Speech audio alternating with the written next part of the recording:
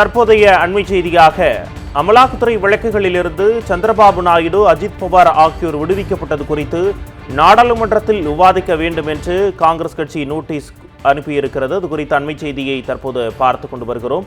இது பற்றிய விரிவான தகவல்களை தருவதற்காக நமது டெல்லி சிறப்பு செய்தியாளர் பால்முருகன் நம்முடைய இணைந்திருக்கிறார். வணக்கம் பால்முருகன், கூடுதல் விவரங்களை பதிவு செய்யுங்க.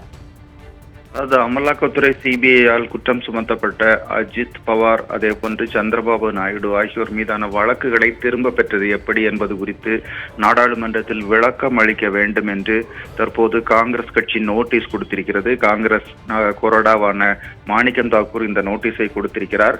அதில் மகாராஷ்டிரா துணை முதலமைச்சர் அஜித் பவார் மீதான 1000 கோடி வழக்கிலிருந்து அவர் எப்படி விடுவிக்கப்பட்டார் என்று கேள்வி எழுப்பப்பட்டிருக்கிறது. அதே போன்று மற்றொரு அமலாக்கத்துறை வழக்கிலிருந்து ஆந்திர முதலமைச்சர் சந்திரபாபு நாயுடு எப்படி விடுவிக்கப்பட்டார், அவர் மீது 371 கோடி பினாமி ப்ராப்பர்ட்டி குற்றங்கள் சுமத்தப்பட்டிருந்தன.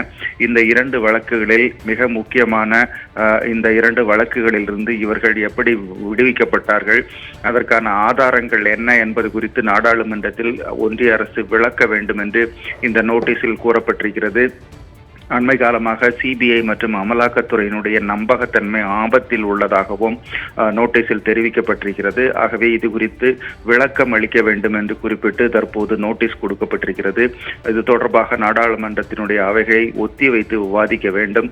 இது முக்கியமான பிரச்சனை என்று காங்கிரஸ் நோட்டீஸ் தெரிவித்திருக்கிறது. உங்களுடைய அண்மை தகவல்களுக்கு நன்றி பால்முருகன்.